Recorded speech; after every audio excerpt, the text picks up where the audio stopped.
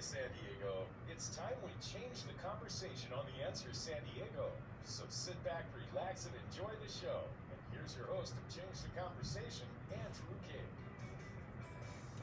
Hello there, Andrew Gade, changing up the conversation.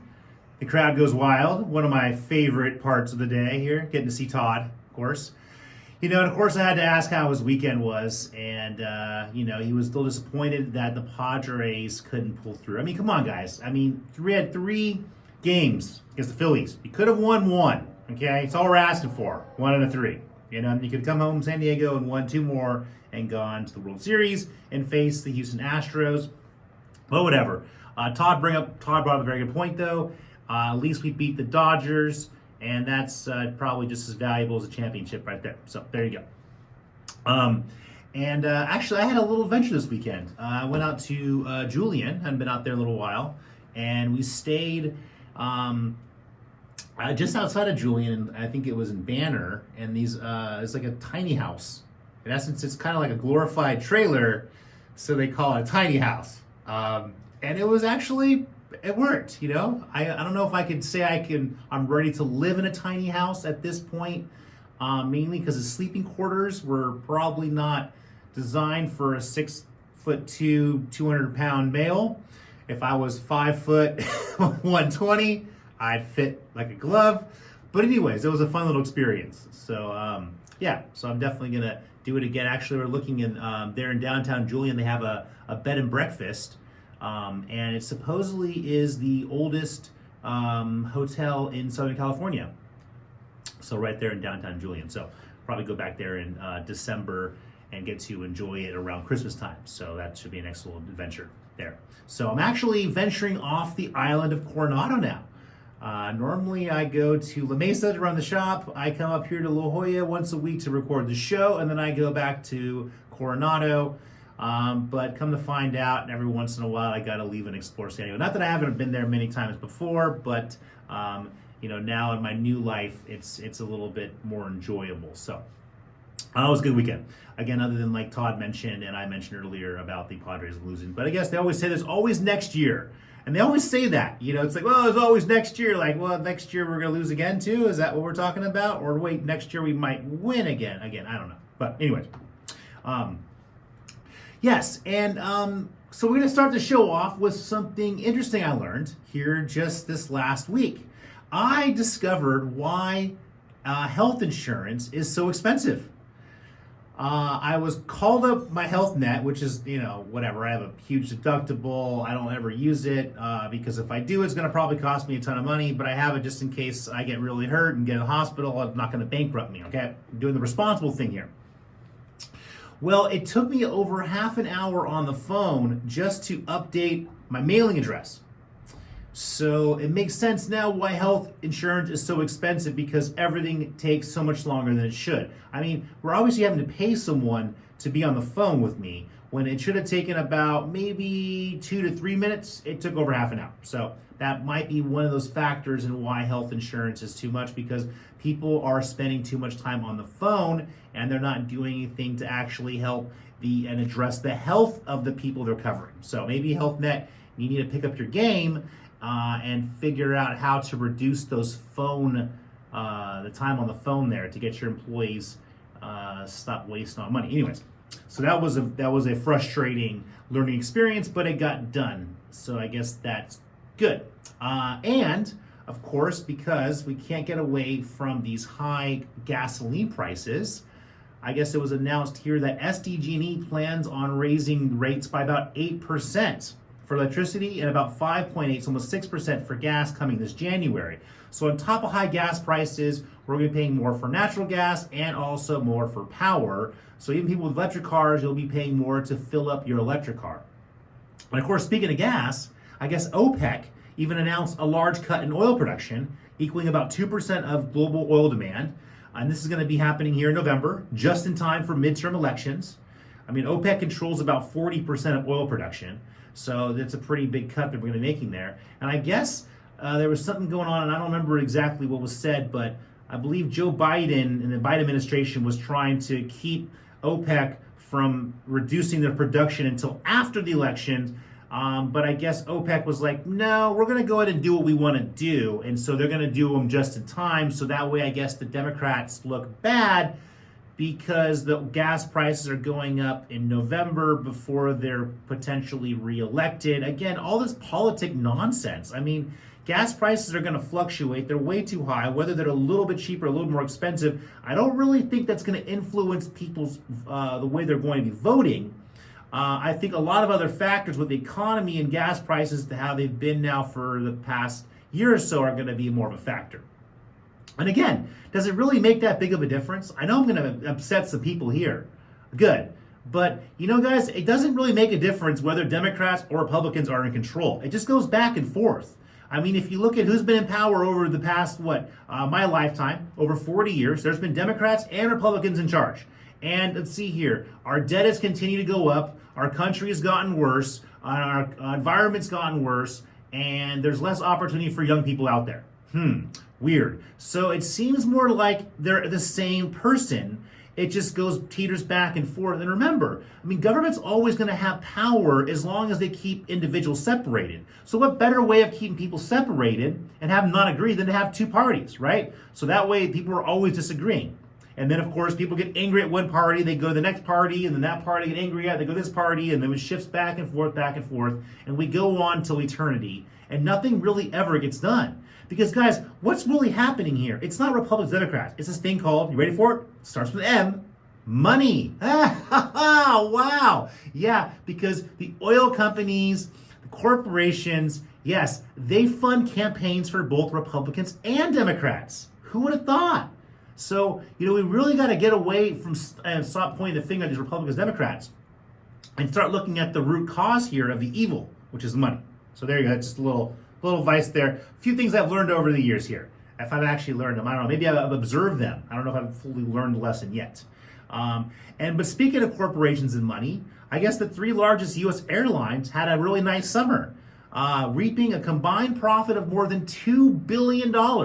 I guess as Americans, it says jammed onto planes despite fares that were sharply higher than a year ago. It's true. Of course, airlines have been playing muddling with this idea of supply and demand.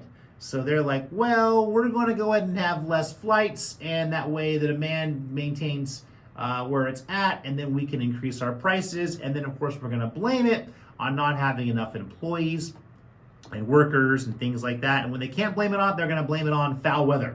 Because that's what airlines like to do. Like, well, because of weather issues and disruptions, we weren't able to fly these planes, so sorry. But come to find out, they've made a bunch more money. And I believe they were also blaming it on high fuel costs, too.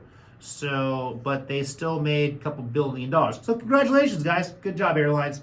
You know what I mean? Traveling and flying an airline is not necessarily like a necessity, even though you could argue that being able to go on vacation every once in a while should be a necessity to maintain our mental health. I would definitely say that and agree with that.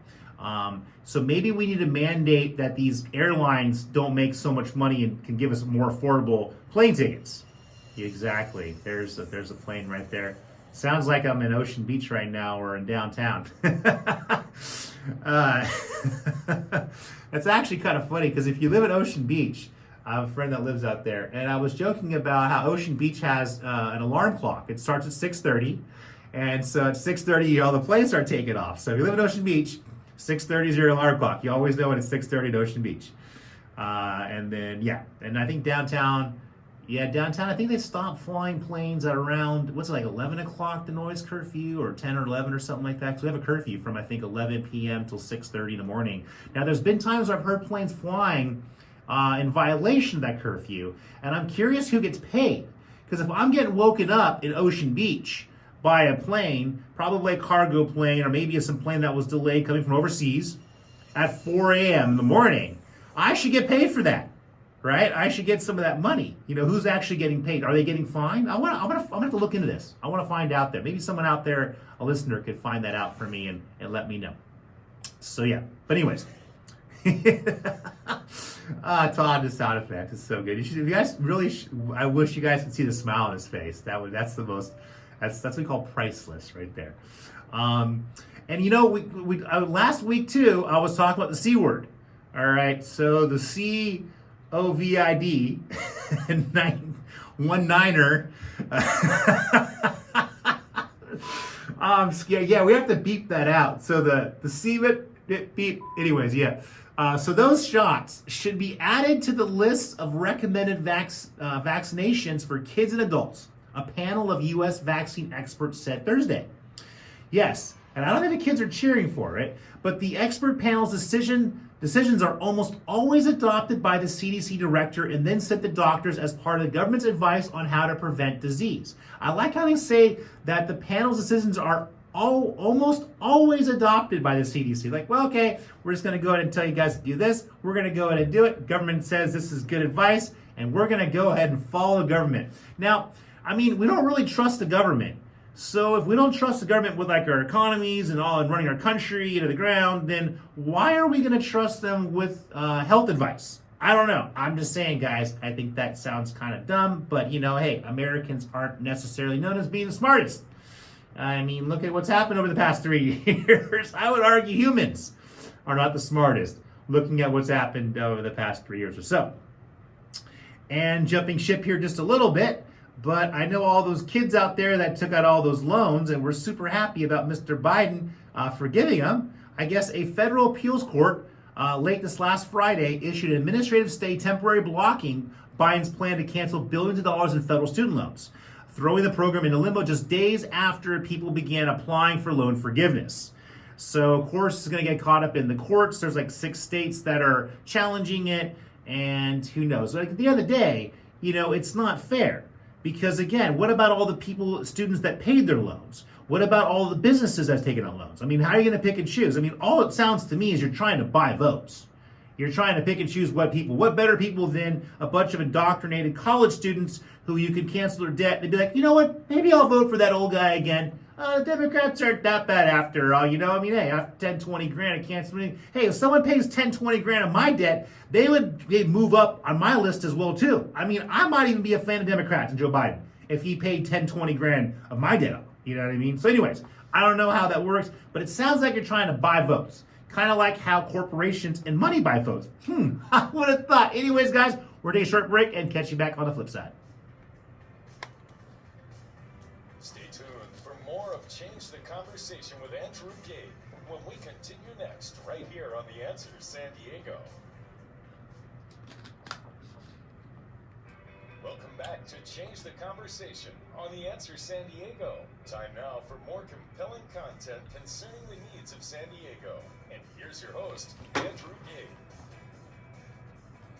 Hello there. Yes, I'm back. Mr. Gade. See, I'm progressive. If that's even the right word to use. Yeah. Well, and I thought this was kind of funny when I heard this a while ago, but Arizona was like double stacking shipping containers, and they were using them as a makeshift wall to stop migrants from crossing from the Arizona border in the United States.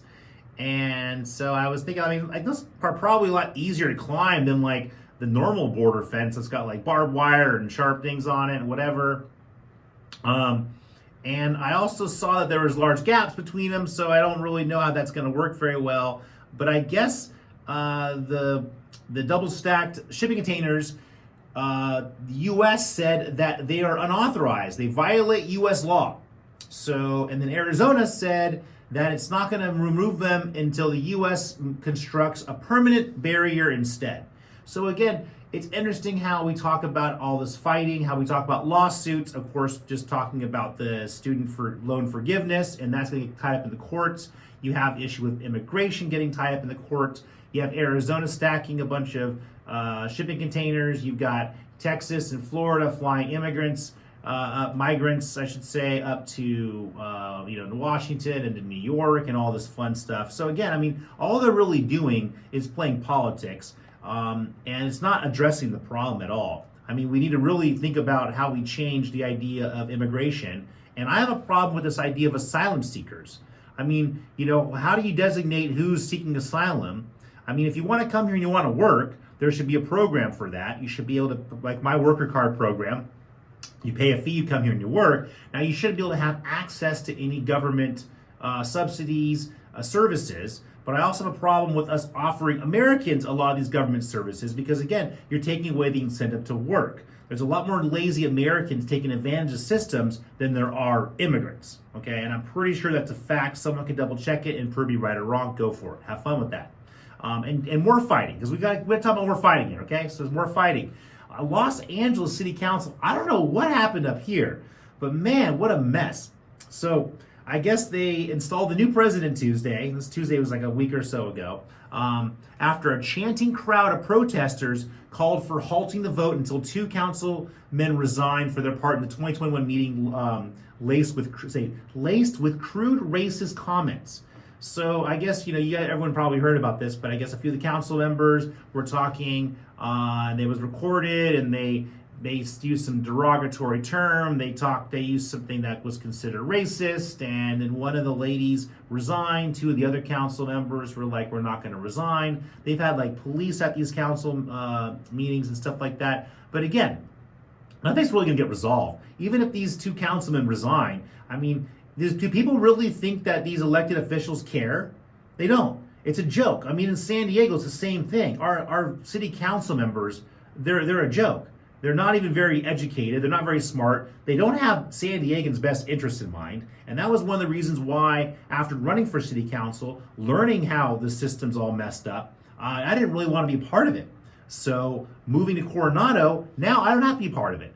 Now, the unfortunate reality that Coronado faces is that we do kind of rely on San Diego. San Diego is the largest city in the region. So even though I'm not living in San Diego anymore, now I'm in Coronado, I feel that it's still going to be part of my job to help fix San Diego in the future here too, but we'll let it get a little worse before I work on letting it get better.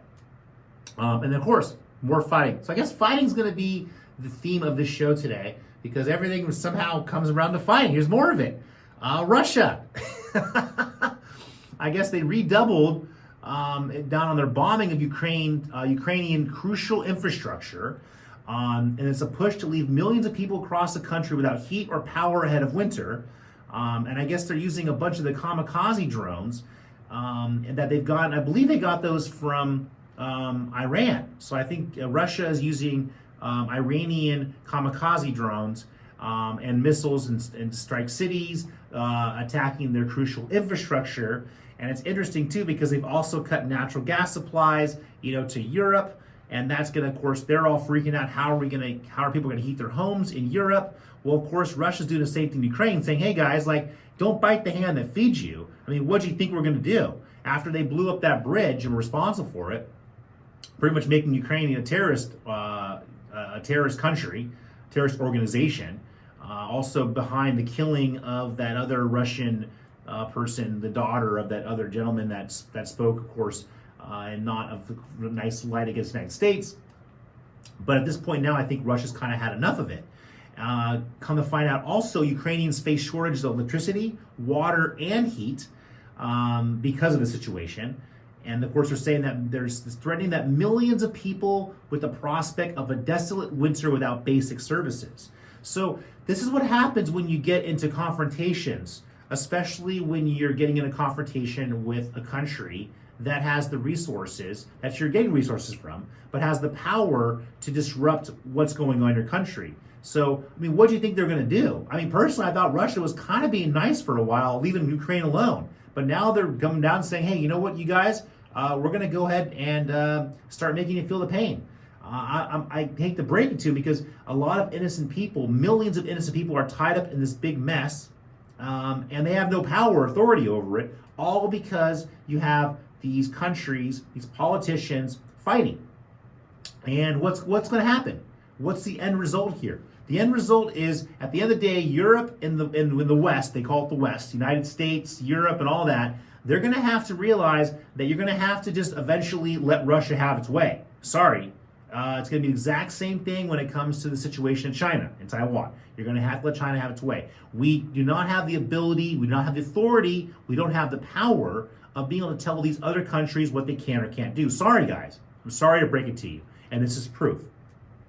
And then Russia also attacked Ukraine's power grid, forcing nationwide power cuts.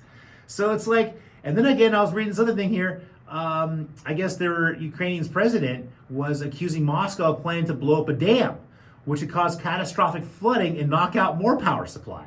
So it's like they're going to unleash some real pain on this country, and you keep fighting them. So I don't know again what you're trying to accomplish here, and I guess I don't know. I mean, if you're in war is war. I mean, how can you sit here and say, well, you can't do that? It's like, well, I don't know if there's any rules to war. I guess there are kind of rules to war, which doesn't make much sense to me. Anyways, I'm kind of more of a fan of not having wars. I think that's the better, like actually sitting down and trying to find some sort of compromise and figure out what you can do to make it better for your residents and your citizens. That's what I would do if I was running a country. But again, I'm not. I'm just sitting here blabbing my mouth over the radio. And then, on top of that, the European Union is considering transferring up to $640 billion in currency and gold reserves that it stole from Russia over to Ukraine. So they're going to pretty much take the money they stole from Russia and give it to Ukraine. I don't think Russia's going to be very happy about that, and I don't think they are. So they might just keep blowing stuff up. So maybe they might make a list. Okay, we're going to have to destroy $640 billion worth of Ukrainian infrastructure just to make it even. So we'll find out what happens there. And again, more fighting. A very angry gentleman. I guess a Brazilian politician attacked federal police officers seeking to arrest him in his home this last Sunday, prompting an hours-long siege that caused alarm and scramble in response to from a response at the highest level of government. I guess this former lawmaker, he fired a rifle at police and threw grenades. Now, why does a politician have grenades? Where do you do the Brazilian politicians? Is that part of the job? You're like, here's your rifle and here's some grenades. Like I don't know. The grenade thing kind of caught me there. I don't know. Do American politicians have grenades? So I don't know. It sounds like kind of an old weapon, anyways. Now it's like all about the drones. Now if you're not cool unless you have a drone. Kamikaze drone. Those are really cool. I'm gonna get one of those bad boys. And then in good old Britain, because I guess they got rid of the Boris Johnson guy. They didn't like him, and then someone else came in. But I guess just after 45 days in office, British Prime Minister Liz Truss became the third Conservative Prime Minister to be toppled in as many years, as she will go down as the shortest-serving leader in British history. So I guess they can't figure out in Britain who they want to lead the country because everyone keeps getting mad at them. And there's a couple more fun things I want to mention here. And this one actually ties in because the rapper formerly known as Kanye West, I mean, what's that, trying to be Prince here? He's now offering to buy, of course, quote-unquote, right-wing friendly social network Parler. And this is shortly after he got kicked out of Twitter and Instagram. So now he's acting like Donald Trump. He's like, oh, you kicked me off of Facebook and Twitter and this and that. I'm going to go ahead and, start my own social media company. So I guess, Kanye West, I'm sorry, he's now referred to as Ye. He's also suggested slavery was a choice. He called the C word with the 1/9er vaccine the mark of the beast. He was also criticized for wearing a White Lives Matter t-shirt at the Paris Fashion Week. So Kanye has gone crazy. I mean, Ye has gone crazy. I don't know what to call the guy anymore. But yeah, and hey, you know what? Go ahead and buy Parler. I mean, I don't use these social media things. Doubt many people do. You and Donald Trump can compete for having all that fun stuff on there, and good luck. But speaking of good luck, we're going to change trajectory here just a little bit.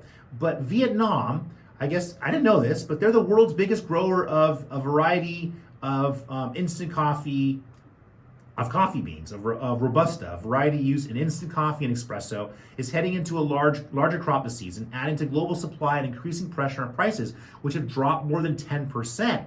So Vietnam is going to actually and potentially mean that coffee could go down in price, or at least, instant coffee and espresso. So if you drink instant coffee espresso, you can take Vietnam. We'll see if that actually materializes in real life. But if they do, that's good, right? Because I guess we need our coffee so we can stay awake. We can make sure we're working.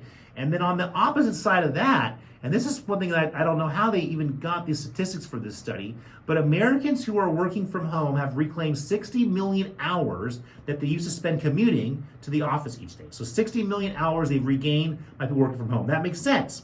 And it says they're now using that time to get more sleep instead.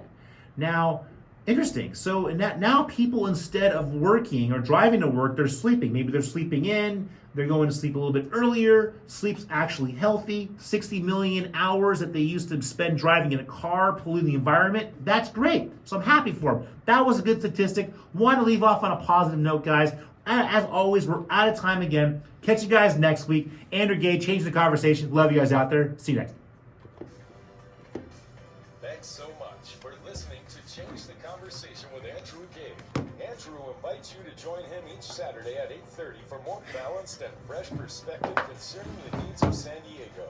If you'd like more information about Andrew, just visit his website at andrewgay.com. Again, this has been Change the Conversation with Andrew Gay, right here on The Answer San Diego.